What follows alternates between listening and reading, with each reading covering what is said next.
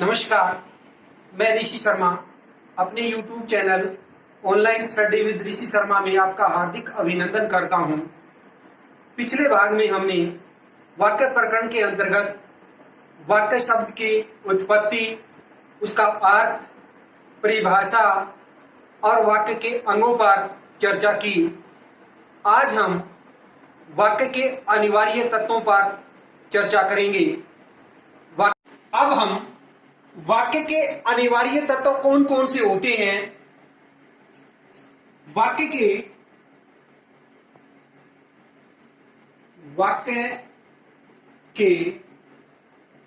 निम्नलिखित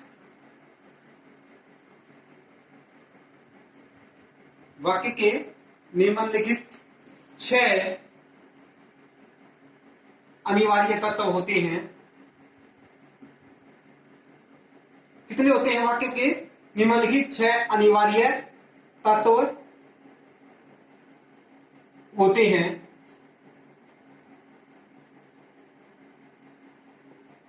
पहला है योग्यता,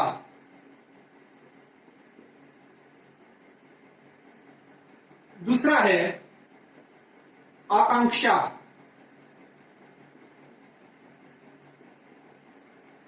तीसरा है आशति या आसक्ति,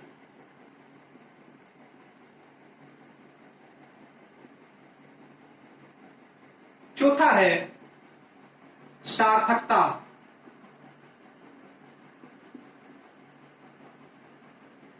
पांचवा है अन्विति, छठा है पदक्रम। इस प्रकार वाक्य के अनिवार्य तत्व कितने हैं? छह होते हैं। पहला है योग्यता, दूसरा है आकांक्षा, तीसरा है आसक्ति या आसक्ति, चौथा है सार्थकता, पांचवा है अन्विति, छठा है पदक्रम। वाक्य के अनिवार्य तत्वों का वाक्य के अनिवार्य तत्वों का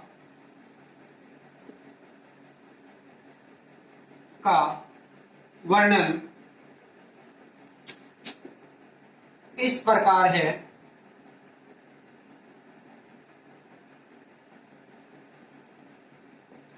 पहला है योग्यता।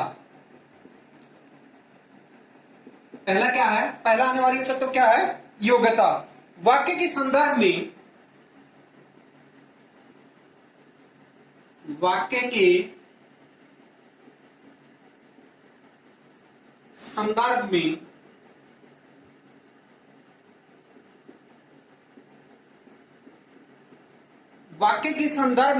योग्यता का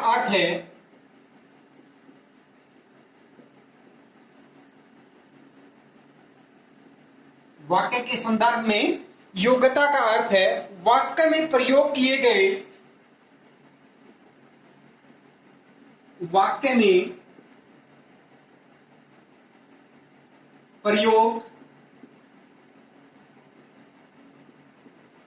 किए गए क्या है? वाक्य के संदर्भ में योग्यता का अर्थ है वाक्य में प्रयोग किए गए पद एक दूसरे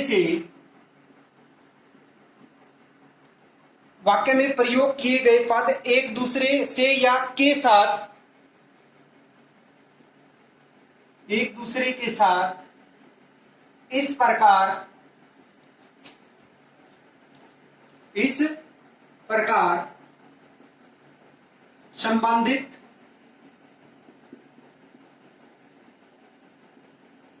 इस प्रकार संबंधित हो कि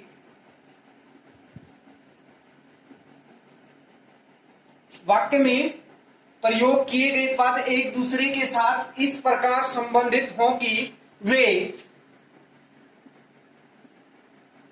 भावाभिव्यक्ति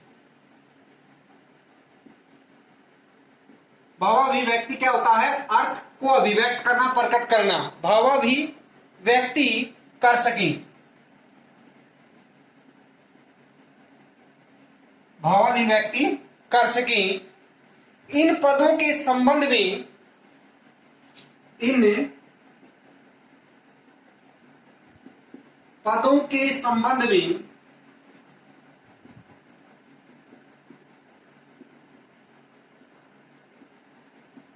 इन पदों के संबंध में बाधा न होना, बाधा न होना ही क्या है? योग्यता है। इन पदों के संबंध में बाधा न होना ही योग्यता है। यानी भावाभिव्यक्ति में अर्थ प्रकट करने में किसी प्रकार की कोई बाधा न होना ही क्या है? योग्यता है। योग्यता में दो प्रकार से बाधा होती है। योग्यता में दो प्रकार से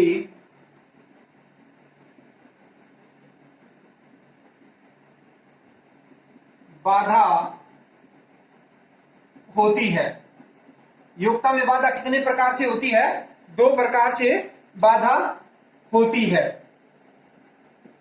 पहला है अर्थमूलक। पहली बाधा क्या है? अर्थमूलक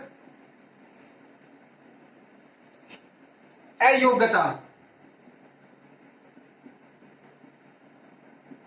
दूसरी बाधा क्या है? व्याकरण मूलक, व्याकरण मूलक अयोग्यता, अयोग्यता। पहली बाधा क्या है? अर्थमूलक अयोग्यता। दूसरी बाधा क्या है? व्याकरण मूलक अयोग्यता। अब हम बताते हैं कि अब ये होगा कि प्रश्न ये उठता कि ये अर्थमूलक अयोग्यता क्या होती है और व्याकरण मूलक अयोग्यता क्या होती है। तो हम इनको करेंगे कि अर्थमूलक अयोग्यता, पहले को लेते हैं हम अर्थ मूलक अयोग्यता, अयोग्यता। अब अर्थमूलक अयोग्यता क्या होती है? जब कोई वाक्य, जब कोई वाक्य व्याकरण, जब कोई वाक्य व्याकरण की दृष्टि से, व्याकरण की दृष्टि से योग्य हो, जब कोई वाक्य व्याकरण की दृष्टि से योग्य हो, अर्थात कर्ता,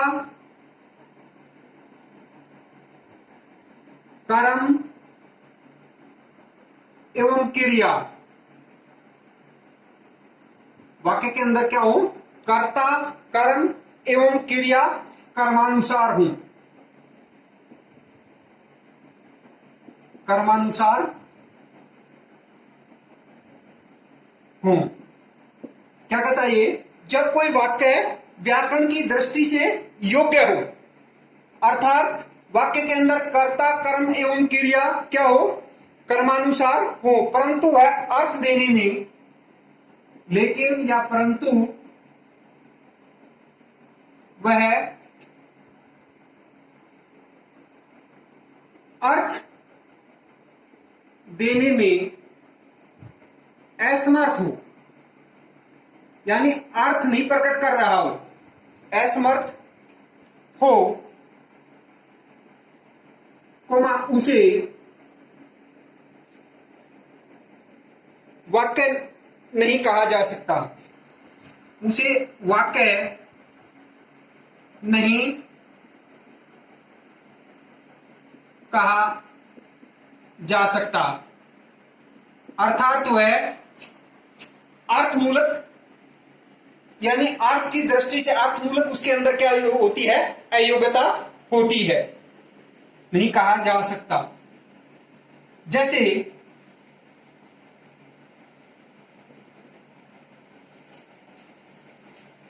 वह, उदाहरण लेते हैं इसको समझने के लिए, वह पानी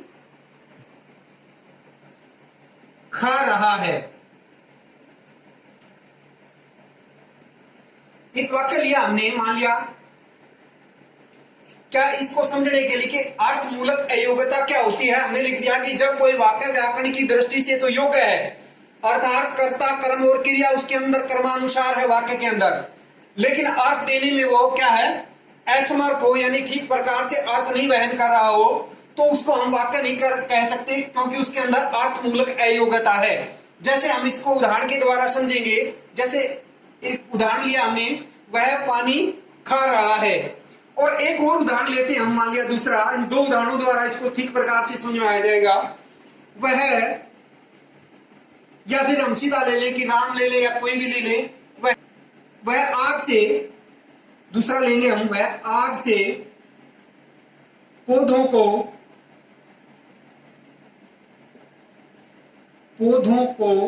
सींच रहा है।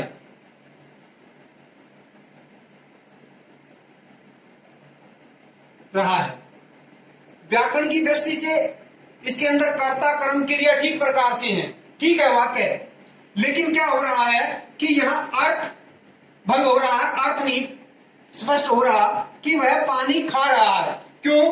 क्योंकि पानी को कभी खाया नहीं जाता बल्कि पिया जाता है। और नीचे वाला दूसरा वाक्य बताता है कि वह आग से, चाहे हम मोहन ले ले, मोहन आग से पौधों को सींच रहा है, यानी पौधों को किससे नहीं सींचा जाता, आग से नहीं सींचा जाता, जबकि पानी यानी जल से सींचा जाता। इस प्रकार अर्थ ठीक प्रकार से वहन न करने के कारण, या अर्थ प्रकट न होने के कारण, स्पष्ट अर्थ न होने के कारण इसके अंदर क्या है, अर्थमूलक अयोग्यता है। जो हमने वाक्य लिखे कि वह पानी खा रहा है, वह आग से पौधों को सींच रहा है, उपयुक्त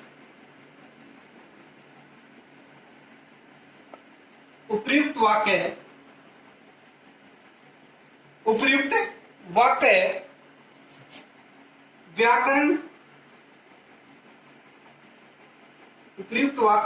व्याकरण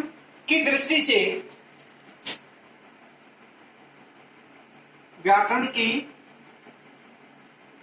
दृष्टि से, तो उपयुक्त यानी शुद्ध, उचित, उपयुक्त है। लेकिन उपयुक्त वाक्य, दोनों वाक्य है, उपयुक्त वाक्य व्याकरण की दृष्टि से तो क्या है, उपयुक्त है यानी ठीक है, शुद्ध है, लेकिन अर्थपूरक नहीं है, यानी वो अर्थ ठीक प्रकार से नहीं स्पष्ट कर रहे, अर्थ पूरक नहीं है। क्योंकि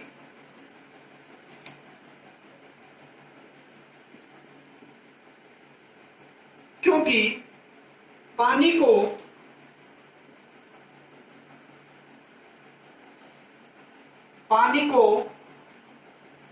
कभी खाया नहीं जाता,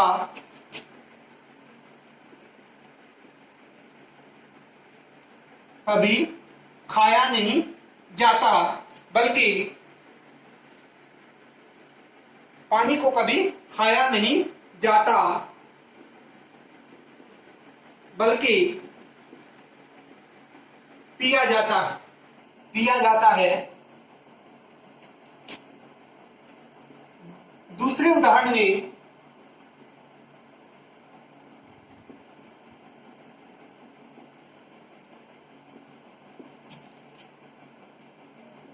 पौधों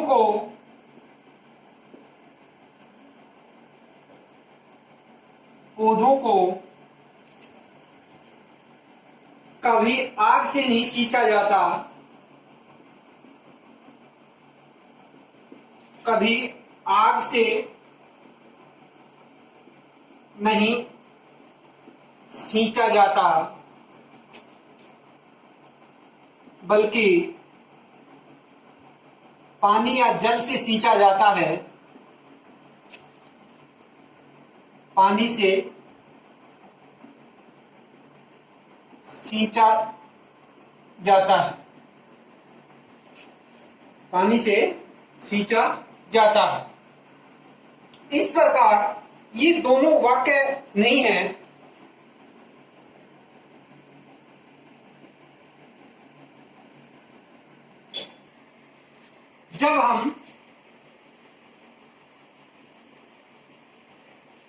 जब हम इन्हें इस प्रकार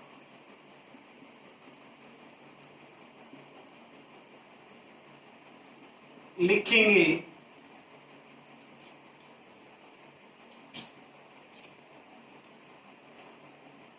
जैसे वह पानी पी रहा है,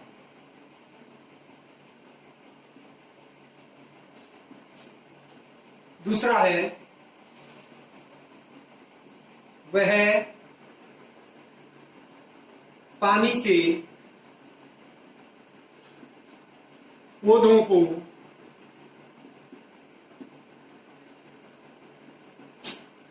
सींच रहा है।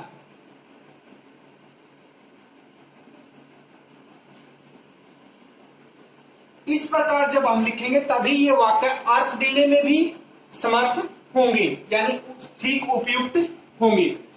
अब हम दूसरे पे आते हैं कि व्याकरण मूलक अयोग्यता। दूसरा है व्याकरण मूलक अयोग्यता। व्याकरण मूलक अयोग्यता क्या होती है? हमने ऊपर किसके बारे में पढ़ा? अर्थ मूलक अयोग्यता के बारे में, कि अर्थ मूलक अयोग्यता किस प्रकार है, इस प्रकार से पढ़ा। अब हम पढ़ेंगे कि व्याकरण मूलक अयोग्यता क्या होती है। जब कई बार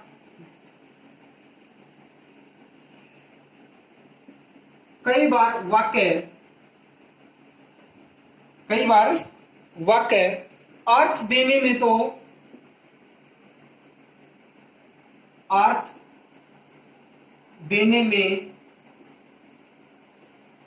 तो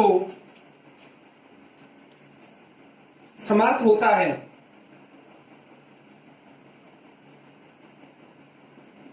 यानी अर्थ तो दे देता है, अर्थ देने में तो समर्थ होता, लेकिन वह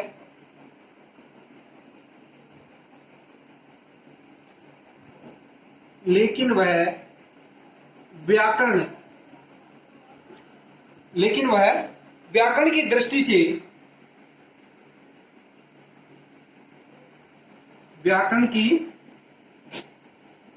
से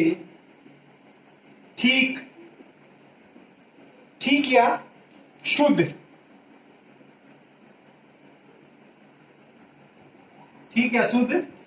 नहीं होता।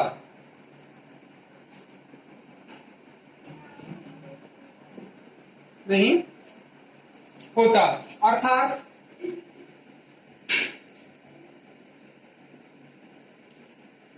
उस वाक्य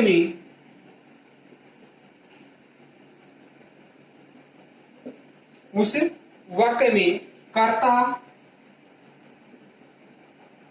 कारण एवं क्रिया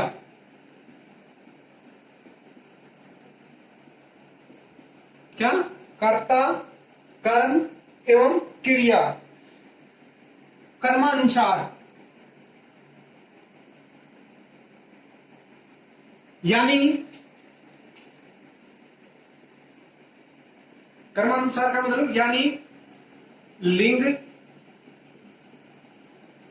वचन, पुरुष, कारक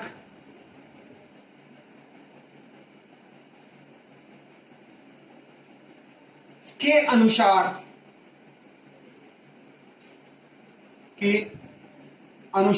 नहीं होते।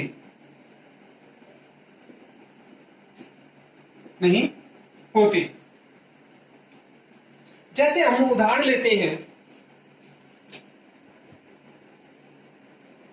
क्या बताया उसने, एक बार ऊपर वाला कर लेते हैं।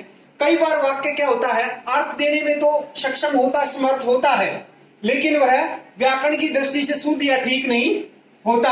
अर्थात उस वाक्य में कर्ता, कर्म और क्रिया कर्मानुसार, कर्मानुसार का मतलब व्याकरण की जो कोटियां होती हैं, लिंग, वचन, पुरुष, कारक, इनके अनुसार नहीं होते। जैसे उदाहरण द्वारा समझते हम, जैसे रमेश घर जाती है, रमेश घर जाती है। इस वाक्य में घर जाती है, ये किसके अनुसार है, लिंग अयोग्यता। क्या होगी इसमें, लिंग अयोग्यता। व्याकरण के अनुसार क्या होगी, व्याकरण मूलक के अनुसार लिंग अयोग्यता। क्यों, क्योंकि यहां क्या आना चाहिए, रमेश घर जाता है, तभी ये क्या होगा, वैसे ठीक है, लेकिन क्या है, लिंग अयोग्यता यानी व्याकरण मूलक अयोग्यता इसके अंदर। दूसरा हम लेते हैं, हम जाता है, हम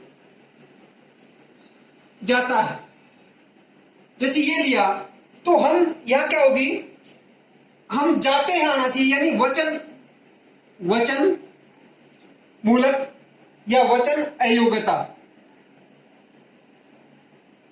अयोग्यता। अब तीसरा एक और लेते हैं, तुमने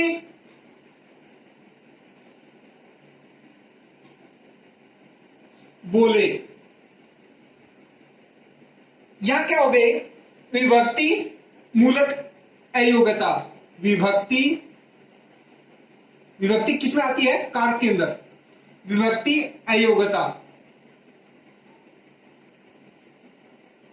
इस प्रकार व्याकरण मूलक अयोग्यता और अर्थ मूलक अयोग्यता के बारे में हमने पढ़ा।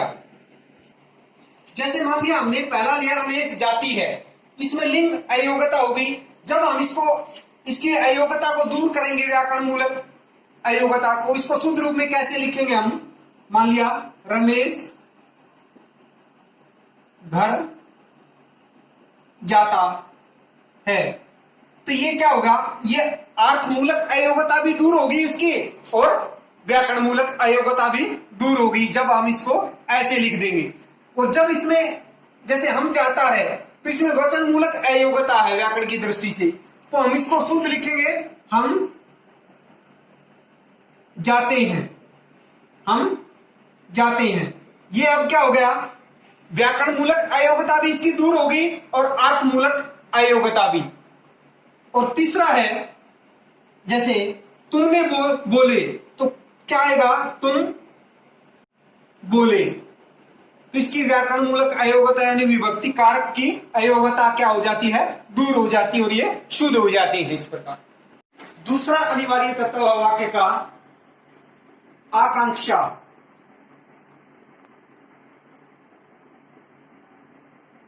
आकांक्षा का शाब्दिक अर्थ है, आकांक्षा का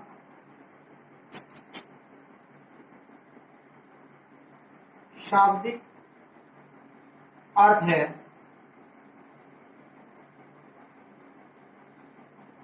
इच्छा। आकांक्षा का शाब्दिक अर्थ क्या है, इच्छा, अपेक्षा, इच्छा, अपेक्षा या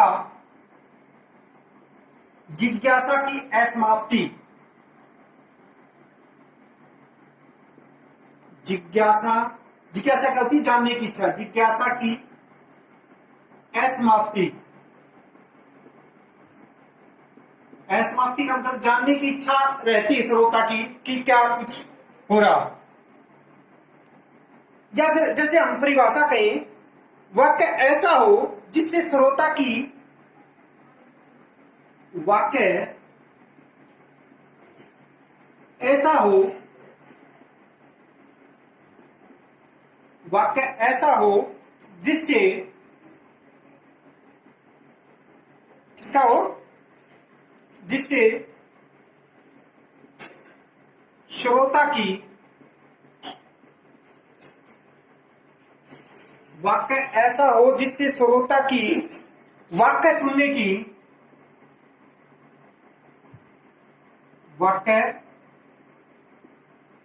सुनने की इच्छा जागृत हो। इच्छा जागृत हो। वाक्य कैसा हो? वाक्य ऐसा हो जिससे श्रोता की वाक्य सुनने की इच्छा जागृत हो। वाक्य में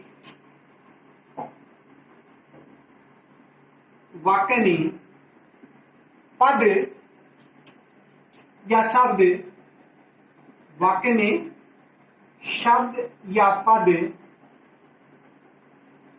एक दूसरे पर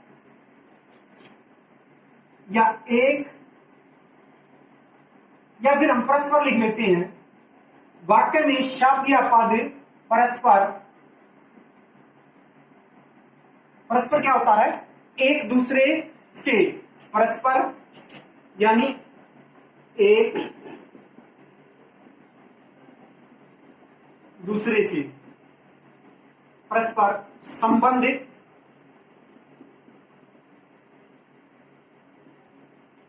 होते हैं। यानी एक दूसरे से संबंध रखते हैं। वाक्य के अंदर जो पद प्रयुक्त होते हैं वे एक दूसरे से क्या होते हैं? संबंध रखते हैं, संबंधित होते हैं। वाक्य में इन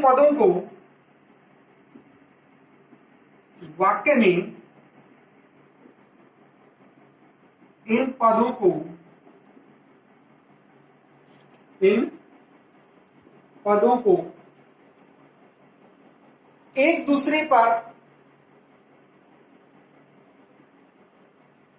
एक दूसरे पर निर्भर क्या होता है? निर्भर रहना पड़ता है। यानी एक पद दूसरे पद पर क्या होता है? निर्भर होता है, निर्भर रहना पड़ता है। क्या होता है? निर्भर रहना पड़ता है। मानक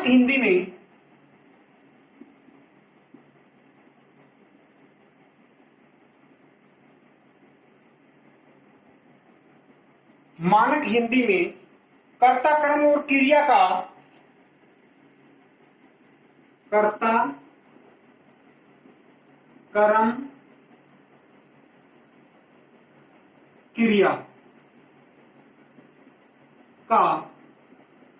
किसमें? मानक हिंदी में कर्ता कर्म और क्रिया का कर्मिक का मतलब कर्मानुसार कर्मिक प्रयोग होता है।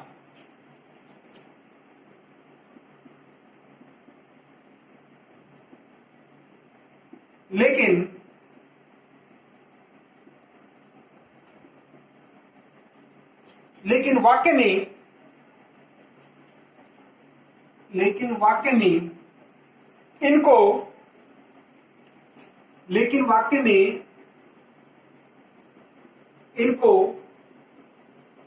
एक दूसरे की अपेक्षा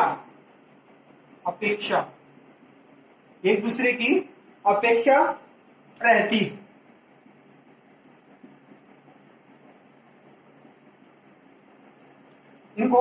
लेकिन वाक्य में इनको एक दूसरे की अपेक्षा रहती है। कर्म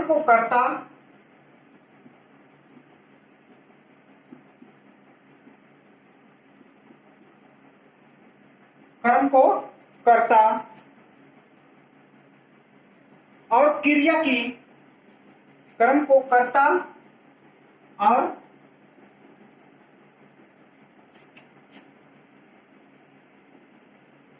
क्रिया की कर्म को किसकी? कर्ता और क्रिया की अपेक्षा रहती है।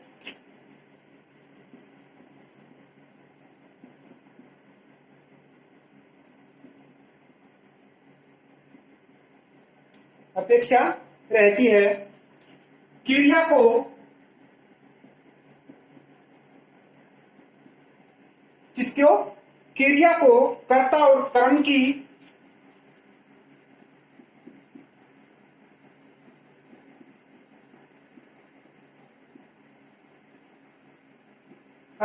अपेक्षा अपेक्षा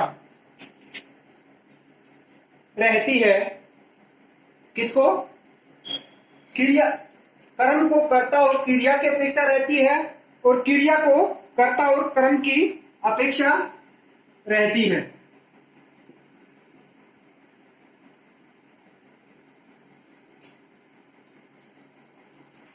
इस अपेक्षा इस अपेक्षा की पूर्ति इस अपेक्षा की पूर्ति पर आकांक्षा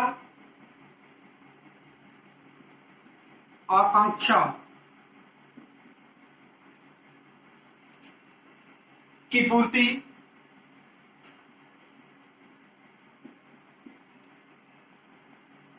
और अपेक्षा की पूर्ति पर आकांक्षा की पूर्ति और वाक्य की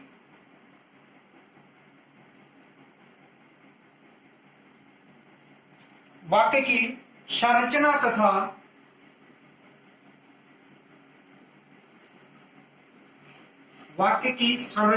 तथा अर्थ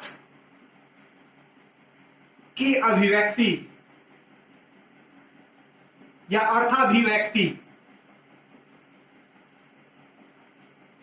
अभिव्यक्ति संभव है।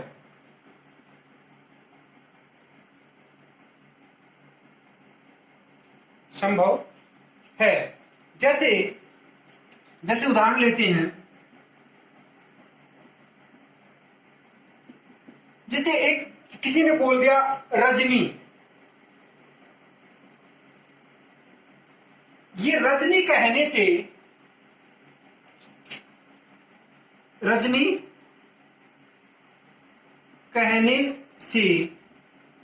क्या कहने से अकेला मान लिया रजनी कहने से यह जिज्ञासा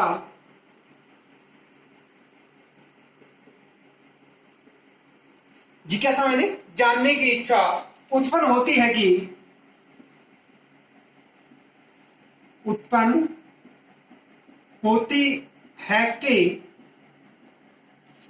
क्या रजनी कहने से यह जिज्ञासा या जानने की इच्छा उत्पन्न होती है कि वह क्या कर रही है या वह क्या करती है, वह क्या कर रही है। क्या जिज्ञासा उत्पन्न हुई? केवल रजनी, किसी ने कह दिया कि रजनी, फिर मन में क्या जानने की इच्छा होगी कि रजनी क्या कर रही है या रजनी क्या करती है। या फिर एक और लेते हैं, जैसे अथवा किसी ने कह दिया कि गाती है, केवल क्या कहा गाती है, ये बोल दिया गाती है, तो गाती है कहने से यह जिज्ञासा कहने से भी जिज्ञासा का मतलब जानने की इच्छा उत्पन्न होती है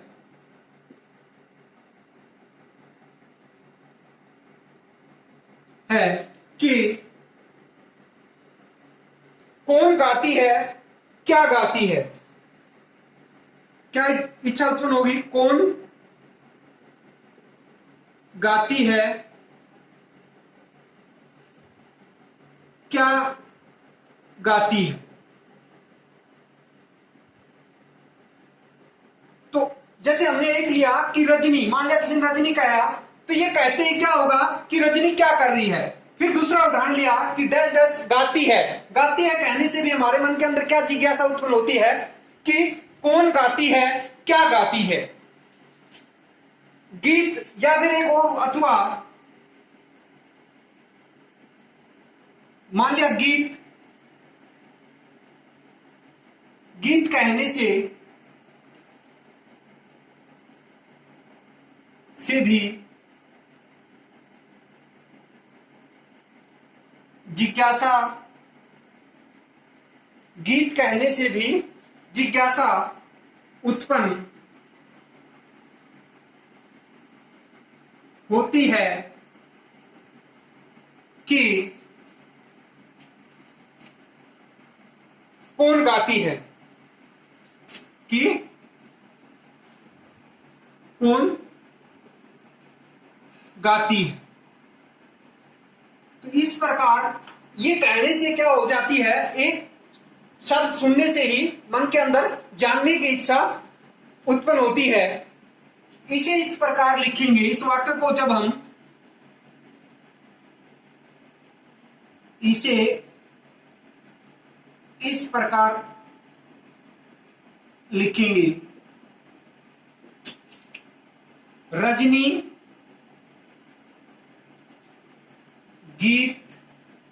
गीत गाती, तभी क्या होगी, उसकी जिज्ञासा पूर्ण होगी। इस वाक्य को जब हम इसका अलग अलग लिखेंगे, यदि रजनी कहेंगे तो भी हमारे अंदर जानने की इच्छा उत्पन्न होगी, जागृत होगी इच्छा, और यदि गाती है अलग से कहेंगे तो भी इच्छा जागृत होगी, यदि गीत अकेला बोलेंगे तो भी इच्छा जागृत होगी जानने की। जब हम इसको इस प्रकार लिख देंगे कि रजनी गीत गाती है, इस प्रकार लिखेंगे, इस प्रकार इस वाक्य से रजनी गीत गा रही है, इससे पूर्ण भाव की अभिव्यक्ति हो रही है। ये आकांक्षा के बारे में हमने पढ़ा। तीसरा अनिवार्य तत्व है वाक्य का आशति। आशति या आशक्ति।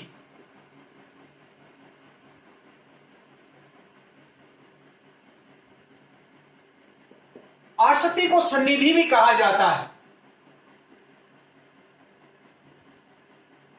आशक्ति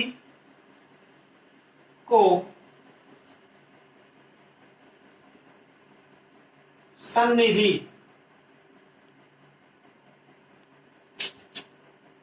भी कहा जाता है।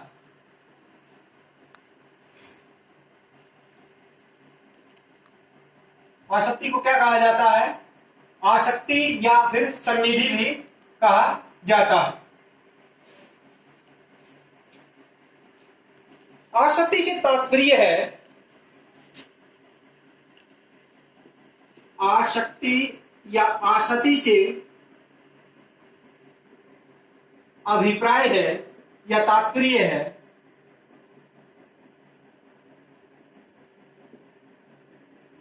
आसक्ति या आसक्ति से अभिप्राय है पदों का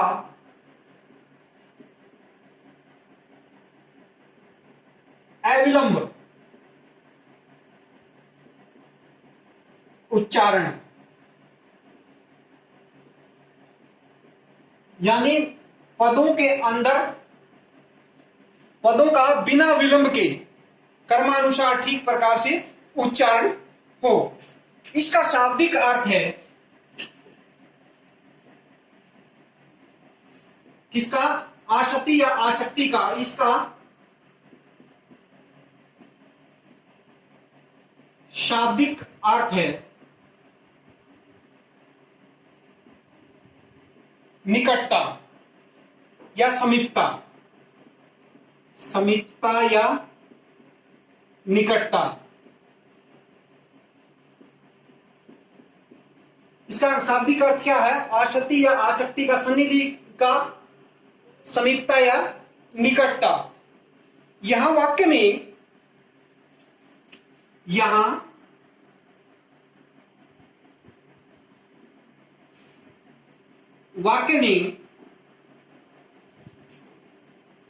आसक्ति, यहां वाक्य में आसक्ति या आसक्ति का अर्थ है,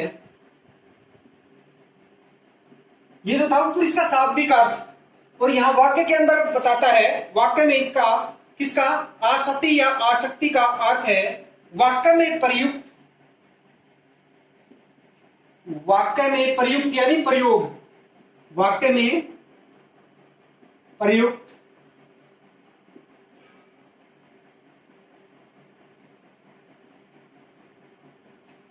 वाक्य में प्रयुक्त पदों का,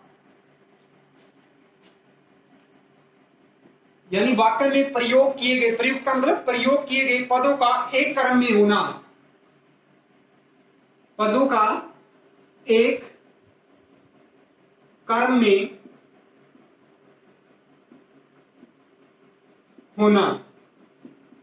किसमें होना? एक क्रम में होना तथा उनका एक विशेष अंतराल में प्रयोग होना तथा उनका एक विशेष अंतराल।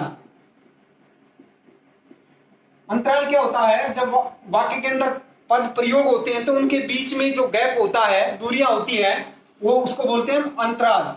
उनका एक विशेष अंतराल में प्रयोग।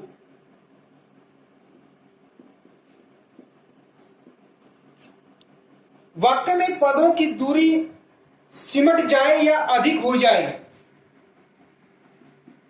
वाक्य में पदों के बीच की दूरी, पदों की दूरी या पदों के बीच की दूरी सिमट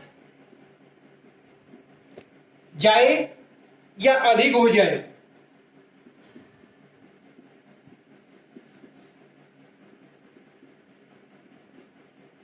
या अधिक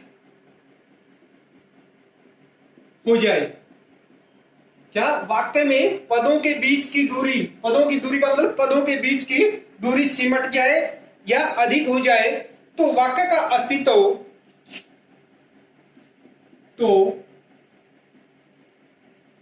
वाक्य का अस्तित्व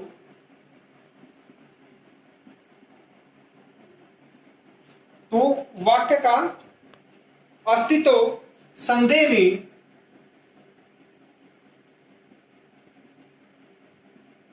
में पड़ जाता है। किसका? वाक्य का अस्तित्व संदेह में पड़ जाता है। जैसे उदाहरण द्वारा देखेंगे हम, इसने क्या बताया कि आसक्ति को क्या कहा जाता है? सन्निधि।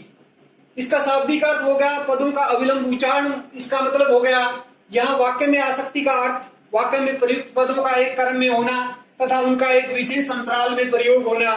वाक्य में पदों की दूरी सिमट जाए या अधिक हो जाए तो वाक्य का अस्तित्व क्या हो जाता है? संदेह में पड़ जाता है, वो ठीक प्रकार से अर्थ वहन नहीं कर पाता। जैसे राम जाता है, ये बिल्कुल नजदीक नजदीक लिख दिया हमने, तो इसका पढ़ने में क्या हो जाता है? इस वाक्य में पदों के बीच उचित अंतराल, इस वाक्य में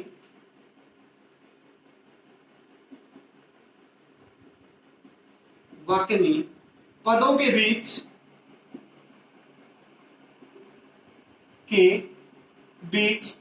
उचित अंतराल,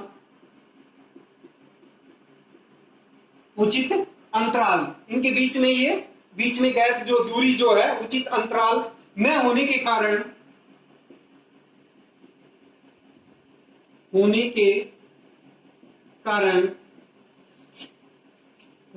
कारण यह वाक्य पढ़ा नहीं जा सकता, के कारण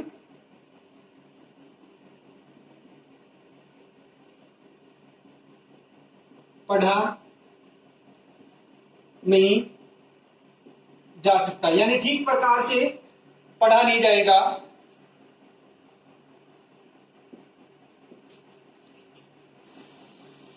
या गलत पढ़ा जाएगा, यानी इसका अर्थ फिर ठीक प्रकार से पढ़ने में नहीं आएगा या गलत पढ़ा जाएगा।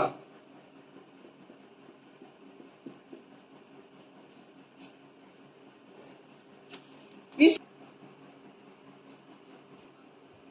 कहने का मतलब यह है कि राम सवेरे बोला जाए, जाता दोपहर को बोला जाए और है रात को बोला जाए, तो इनकी दूरी की अधिकता के कारण यह वाक्य नहीं बनता।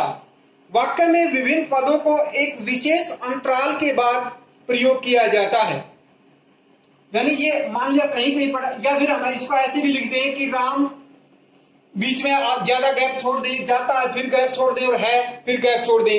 तो इस प्रकार मान लिया राम सवेरे पढ़ा जाए, जाता दोपहर को पढ़ा जाए और है शाम को पढ़ा जाए। तो इस प्रकार इनका ये क्या नहीं दे पाते, अर्थ ठीक प्रकार से समझ में नहीं आ पाता। एक विशेष अंतराल के बाद वाक्य में पदों को प्रयोग किया जाता है। जैसे हम मान लिया मैंने कहा ऊपर बताया कि राम सुबह बोला जाए, जैसे हमने यहाँ इसको ऐसे भी लिख दे, राम जाता है।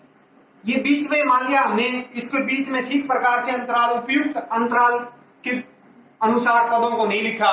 तो हमने ऊपर बताया कि राम सुबह बोला जाए, जाता दोपहर को और है शाम को।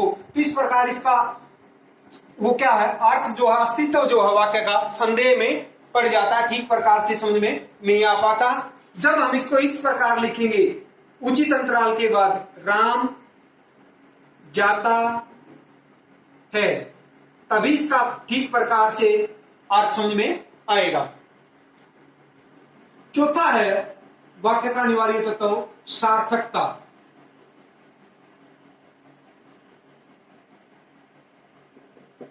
सार्थकता से अभिप्राय, सार्थकता से अभिप्राय या तात्पर्य से, चाहे तात्पर्य कह दो, तात्पर्य या तात्पर्य है या अभिप्राय है कि वाक्य में कि सार्थकता से तात्पर्य है कि, या सार्थकता से अभिप्राय है कि वाक्य में प्रयुक्त पद या प्रयोग होने वाले पद, वाक्य में प्रयुक्त पद सार्थक होने चाहिए। सार्थक का मतलब अर्थवान, सार्थक होने चाहिए, होने चाहिए। हम दूसरों के विचारों को तभी समझ सकते हैं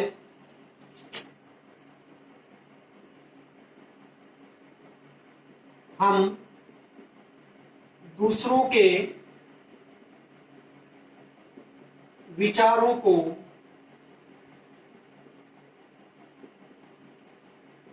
तभी समझ सकते हैं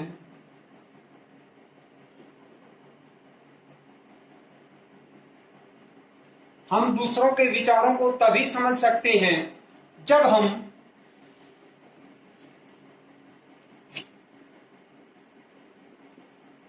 हम वाक्य में सार्थक पदों या शब्दों का, सार्थक पदों शब्दों का प्रयोग करेंगे, प्रयोग करेंगे या करें। तब समझेंगे जब हम वाक्य के अंदर सार्थक पदों या शब्दों का प्रयोग करेंगे। जैसे उदाहरण लेते हैं हम इसको समझने के लिए सार्थकता को। जैसे गाय को गोमाता कहते हैं, गाय को गोमाता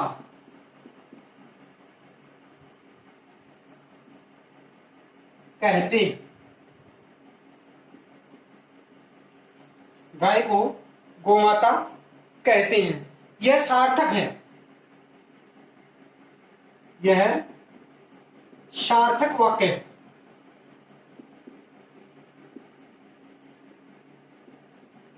यदि, लेकिन हम इस वाक्य को, लेकिन यदि हम इस वाक्य को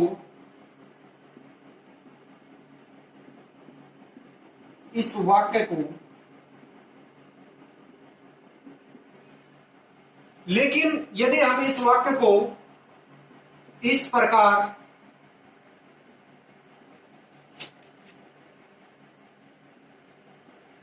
कहें कि जैसे इसको लिखते हैं यगा को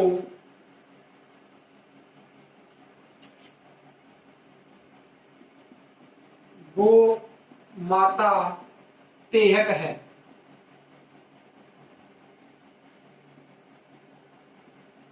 यदि हम इस वाक्य को इस प्रकार लिखें तो यह वाक्य सार्थक नहीं है, यह सार्थक वाक्य नहीं है।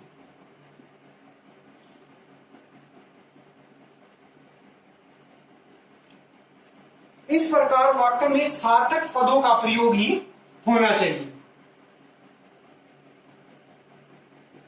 इस प्रकार वाक्य में सार्थक पदों या पदों का ही प्रयोग होना चाहिए,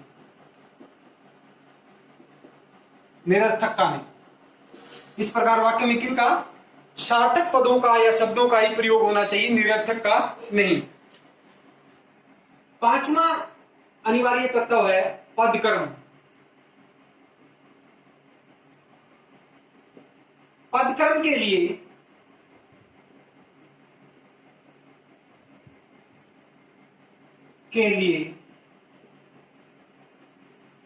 कर्म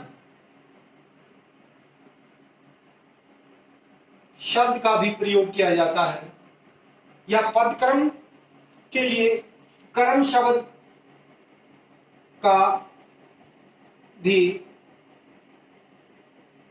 प्रयोग किया जाता है,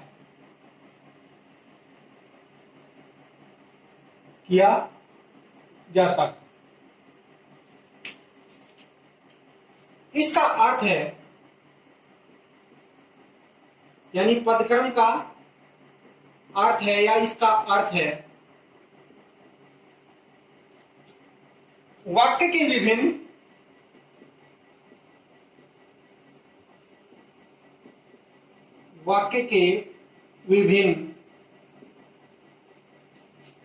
पदों को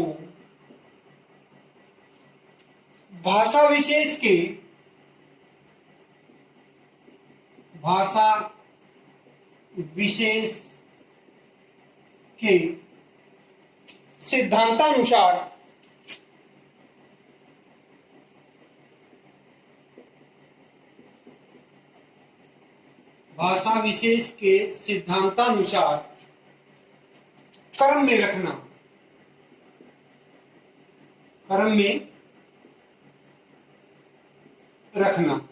क्या है पदक्रम? पदक्रम के लिए कर्म शब्द का भी प्रयोग किया जाता है। इसका अर्थ है वाक्य के विभिन्न पदों को भाषा विशेष के सिद्धांतानुसार क्रम में रखना। संस्कृत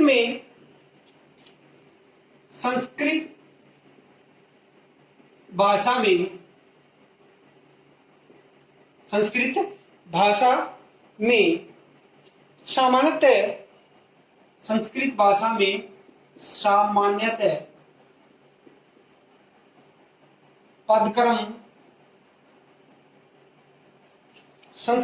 में सामान्यतः पदक्रम का विशेष महत्व नहीं होता।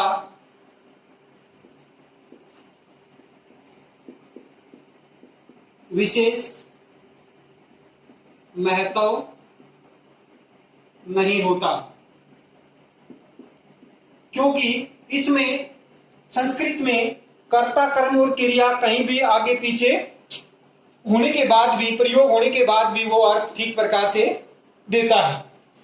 लेकिन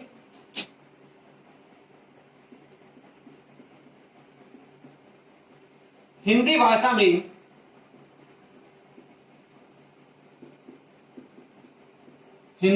में इसका विशेष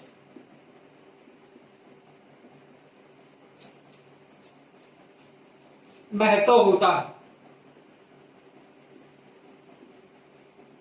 हिंदी भाषा में इसका विशेष महत्व होता है, अन्यथा वाक्य का अर्थ या वाक्य का अस्तित्व संदेह में हो जाता है, गड़बड़ हो जाता है। जैसे संस्कृत में हम लिखें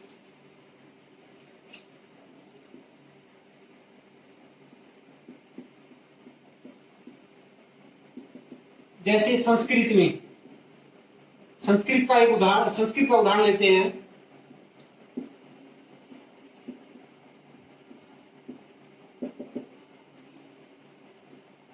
ग्रामम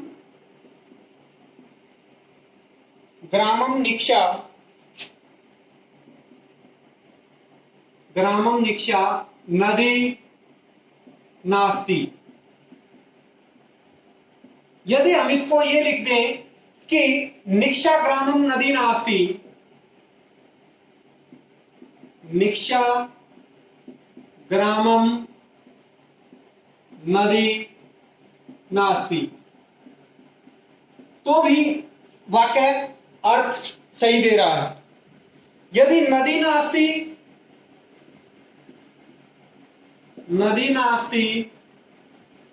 ग्रामम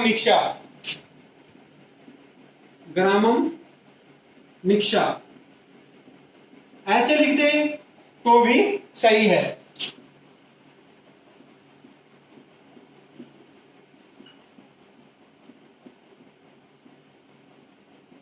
और यदि एक और मान लिया नास्ति नदी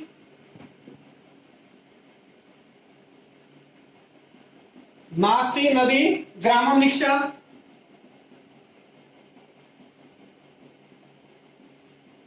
ये लिख दें तो भी क्या है, ये सही है। लेकिन हिंदी में यदि हिंदी में देखें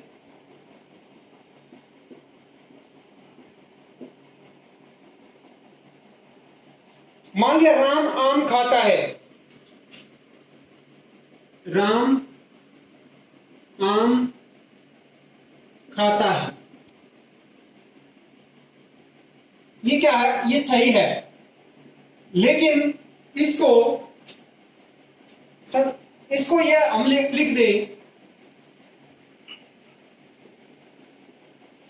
खाता राम आम है,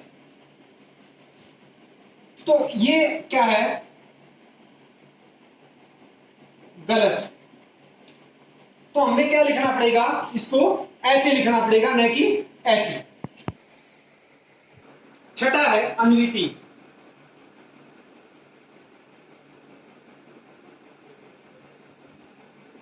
अन्विति को अन्वय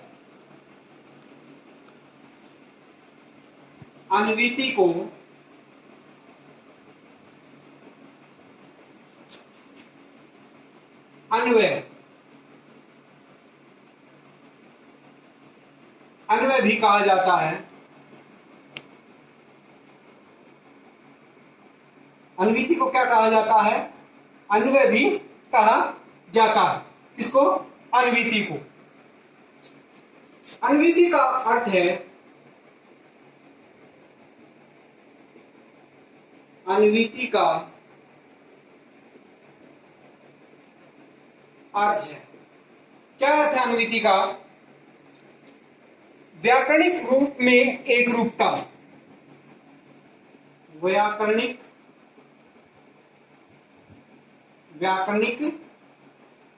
रूप में एक रूपता। अन्विति का क्या अर्थ है, व्याकरणिक रूप में एक रूपता। इसके अनुसार वाक्य के विभिन्न पदों में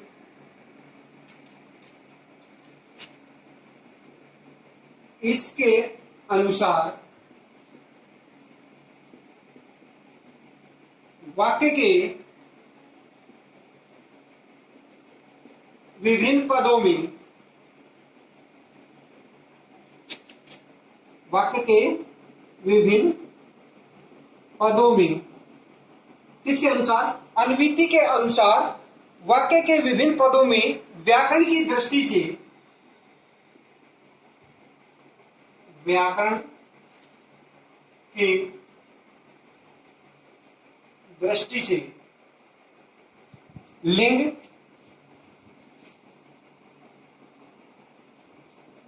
वचन इसके व्याकरण की दृष्टि से लिंग वचन पुरुष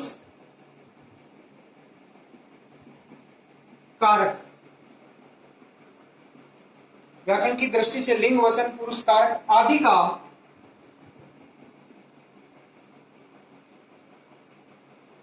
सामंजस्य सामंजस्य का मतलब तालमेल सामंजस्य होना चाहिए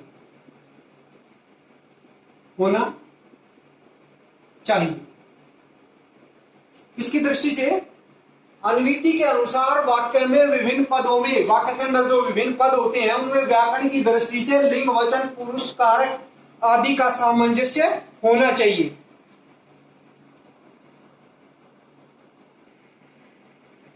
डॉक्टर भोलानाथ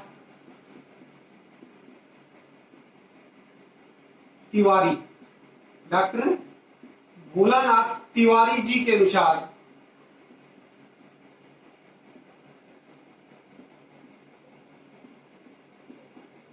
किसके अनुसार भोलानाथ तिवारी जी के अनुसार वाक्य में दो या दो से वाक्य में दो या दो से अधिक शब्दों की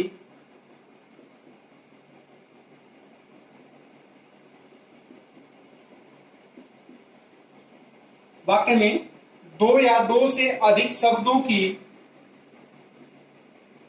आपसी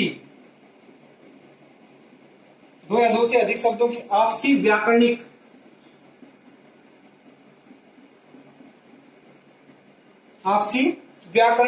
एक रूपता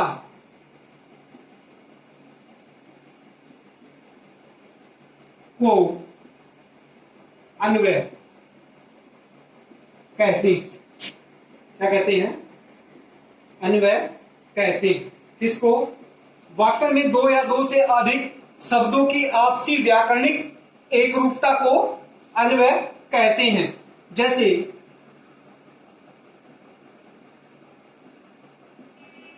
उदाहरण देखते हैं हम, जैसे लिख दिया राम जाति है, तो यहां क्या नहीं हुआ, आपसी क्या नहीं हुई, एक रूपता नहीं हुई, क्योंकि यहां पुल्लिंग का है, लिंग की क्या होगी, ये क्या नहीं है, सामंजस्य नहीं बैठ रहा लिंग के कारण। यहां क्या आना चाहिए, राम जाता है। या फिर हम दूसरा ले, लड़की जाता है, लड़की जाता है, यहां भी क्या नहीं हो रही, लिंग के कारण। अतः अन्विति के अभाव में ये क्या नहीं है, वाक्य नहीं है। अतः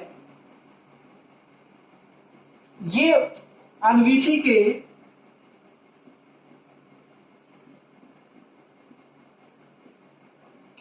अभाव के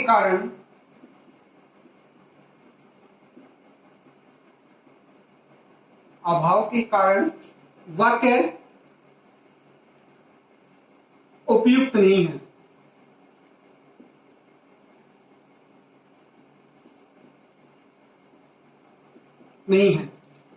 जब हम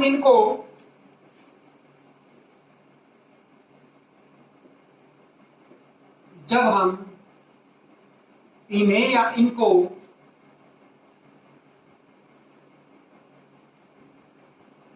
इस प्रकार लिखेंगे।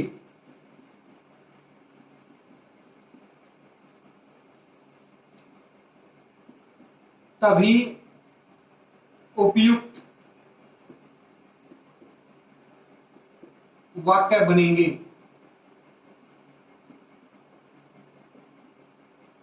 जैसे राम जाता है,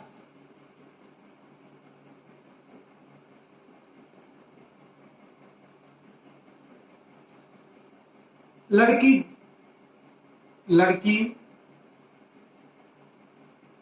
जाती, तब ये क्या बन जाते हैं?